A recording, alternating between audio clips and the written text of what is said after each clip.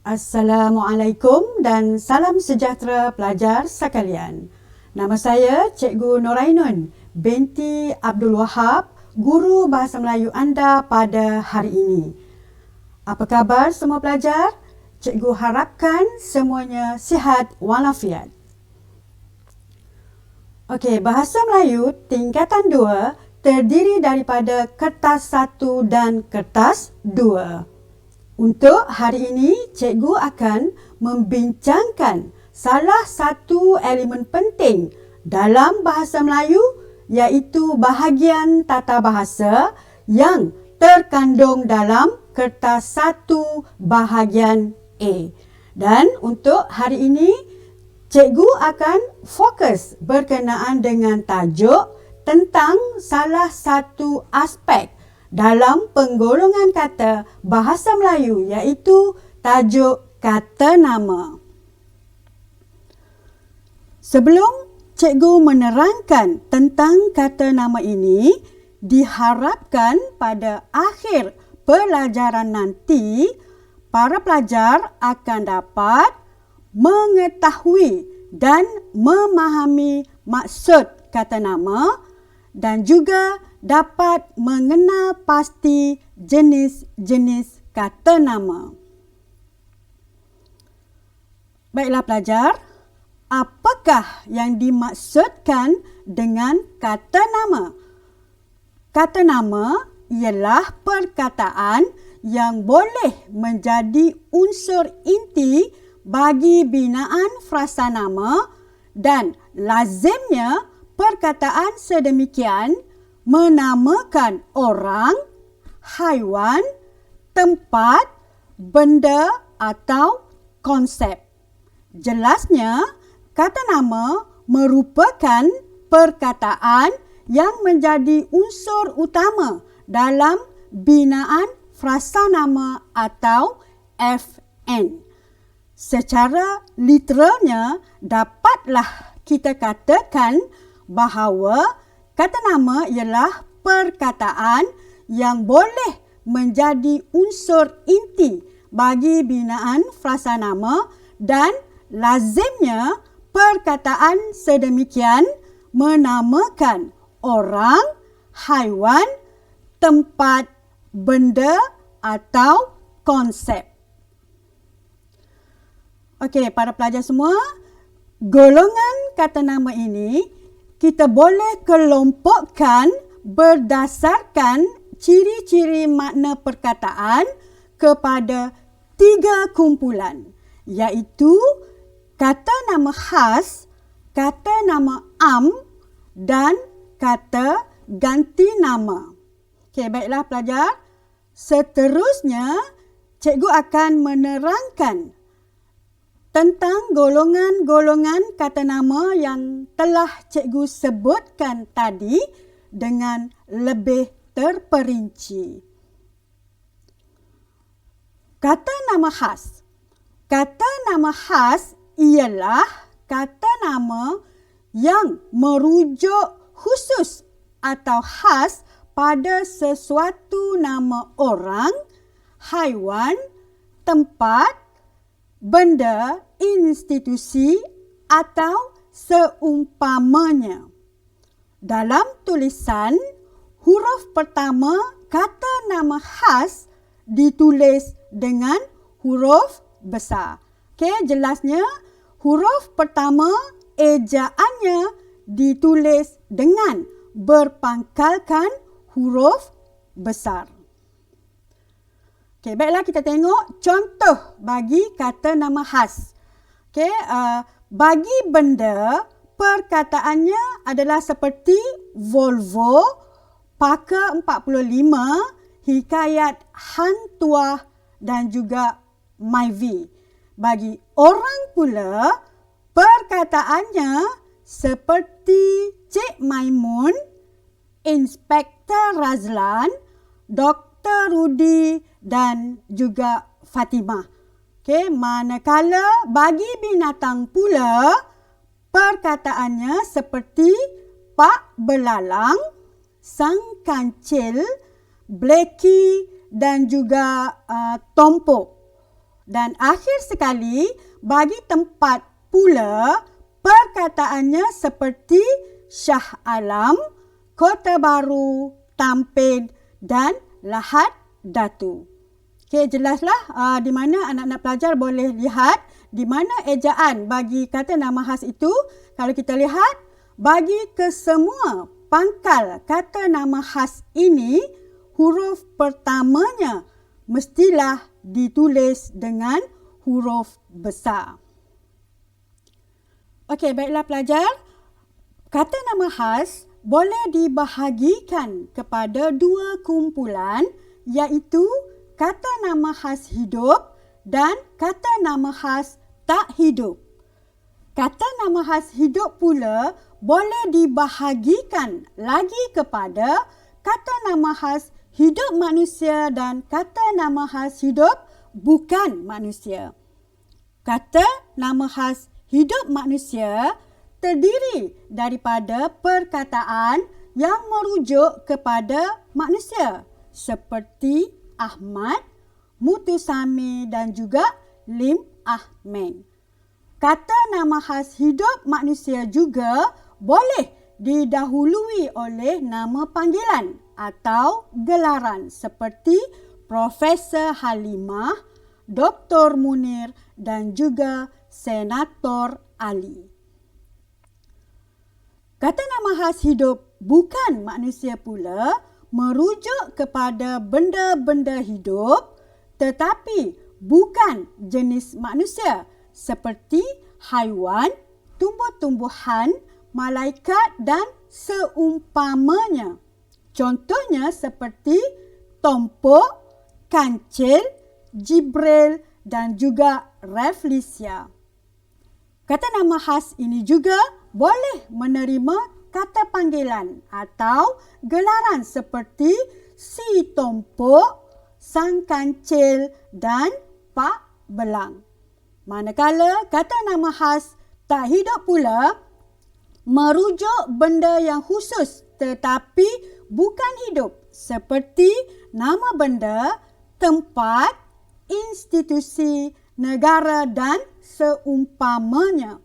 Contoh, Jalur Gemilang, Proton Saga, Universiti Malaya dan Kuala Lumpur. Okey, baiklah para pelajar. Seterusnya, kita lihat pula tentang kata nama am. Apakah maksud kata nama am? Kata nama am ialah perkataan yang merujuk benda, perkara atau konsep yang umum sifatnya. Contoh, bagi benda, perkataannya ialah kereta, komputer dan pokok. Bagi perkara pula, perkataannya ialah iklim, cahaya dan udara. Manakala bagi konsep pula, perkataannya ialah kedamaian dan keadilan. Kata nama am ini ditulis dengan huruf kecil kecuali pada pangkal ayat. Okey, baiklah. Mari kita lihat contoh ayat ini. Ayat yang pertama, dia sedang menjinakkan seekor gajah. Yang kedua, saya ke sekolah menaiki kereta. Perkataan gajah dan kereta dalam ayat ini dieja dengan huruf kecil kerana berada pada akhir ayat. Seterusnya, bagi ayat, gajah itu berbadan besar. Kereta ayah saya berwarna merah. Perkataan gajah dan kereta dalam ayat ini ditulis dengan huruf besar kerana berada pada awal ayat. Kata nama am juga dapat dibahagikan kepada kumpulan kecil berdasarkan ciri makna perkataannya, iaitu kata nama am hidup dan kata nama am tak hidup. Kata nama am hidup boleh dibahagikan kepada hidup manusia dan hidup bukan manusia. Contoh perkataan bagi kata nama am hidup manusia ialah seperti guru, nelayan, ketua, ibu dan kanak-kanak. Manakala contoh perkataan bagi kata nama am hidup bukan manusia pula ialah seperti gajah, pokok, bunga dan bidadari. Seterusnya, kata nama am tak hidup pula boleh dibahagikan kepada kata nama am tak hidup institusi dan kata nama am tak hidup bukan institusi. Seterusnya, contoh bagi kata nama am tak hidup institusi ialah seperti sekolah, universiti, hospital dan pertubuhan. Manakala contoh perkataan bagi kata nama am tak hidup bukan institusi pula ialah seperti rumah, padang, jalan, bandar dan sungai. Selanjutnya, mari kita lihat contoh lain bagi kata nama am seperti perkataan yang merujuk pada manusia. Contohnya ialah ayah, perempuan, kerani dan guru. Bagi perkataan yang merujuk pada binatang pula, contohnya ialah perkataan ayam, gajah, kerbau dan kucing. Seterusnya, perkataan yang merujuk pada tumbuh-tumbuhan ialah contoh seperti pokok, betik, rumput dan lalang. Bagi perkataan yang merujuk pada benda, contoh perkataannya ialah seperti pasir, kayak, radio dan rumah. Selanjutnya, perkataan yang merujuk pada tempat. Contohnya ialah pejabat, pulau, sekolah dan kampung. Golongan kata nama yang seterusnya ialah kata ganti nama. Baiklah pelajar-pelajar semua, mari kita lihat apakah maksud kata ganti nama. Kata ganti nama ialah perkataan yang menjadi pengganti kata nama khas dan kata nama am. Kata ganti nama ini terbahagi kepada dua, iaitu kata ganti nama tunjuk dan kata ganti nama diri.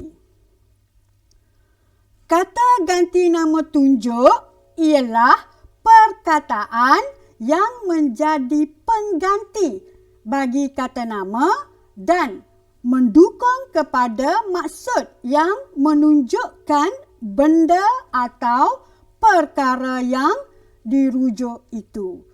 Contoh perkataannya ialah ini, itu, sana, sini dan situ.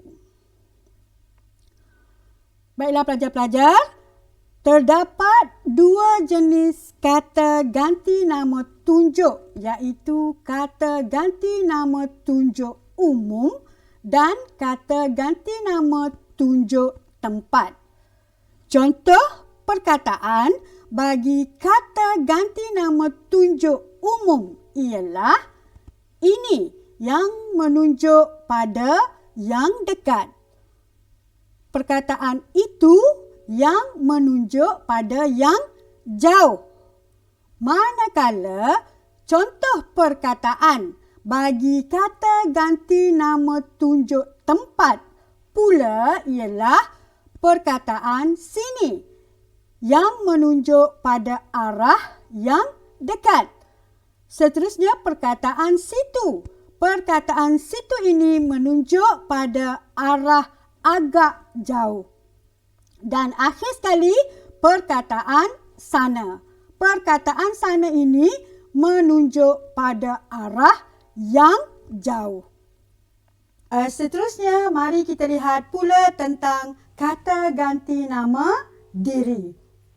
Kata ganti nama diri terbahagi kepada dua, iaitu kata ganti nama diri tanya dan kata ganti nama diri orang. Dan seterusnya, cikgu akan menerangkan dengan lebih terperinci berkenaan dengan kata ganti nama diri ini. Kata ganti nama diri tanya ialah perkataan yang merujuk kepada benda atau orang dalam bentuk tanya. Contohnya, apa, siapa dan mana. Kadang-kadang, kata ganti nama diri tanya ini boleh mengalami proses penggandaan yang membawa maksud rujukan tidak tentu atau penegasan. Contohnya, apa-apa, siapa-siapa dan mana-mana. Contoh ayat. Okey, mari kita lihat contoh ayat berkenaan dengan kata ganti nama diri tanya. Ayat yang pertama, pendapat anda apa? Guru bahasa Melayu siapa? Buku tulis tata bahasanya mana? Tetapi untuk perkataan yang membawa maksud rujukan atau penegasan pula, contoh ayatnya ialah seperti bawalah apa-apa yang ada. Ambillah mana-mana yang awak suka. Dan ayat terakhir, siapa-siapa pun boleh bersuara. Akhir sekali ialah tentang kata ganti nama diri orang. Kata ganti nama diri orang ini boleh dibahagikan kepada tiga, iaitu kata ganti nama diri orang pertama. Contoh perkataannya ialah saya, aku, beta, patik, kamu dan kita. Manakala bagi kata ganti nama diri orang kedua pula, contoh perkataannya ialah anda, saudara, engkau, awak dan kamu. Dan yang terakhir ialah kata ganti nama diri orang ketiga. Contoh perkataannya ialah ia, dia, beliau, mereka dan juga nya. Baiklah pelajar-pelajar, harapan cikgu agar pelajar boleh memahami dan mengetahui tentang jenis-jenis kata nama yang terdapat dalam bahasa Melayu. Cikgu juga berharap agar pelajar-pelajar akan dapat menjawab soalan-soalan berkenaan dengan kata nama ini dengan lebih yakin dan tepat. Sekian sahaja untuk kali ini. Semoga kita berjumpa lagi. Assalamualaikum dan salam sejahtera.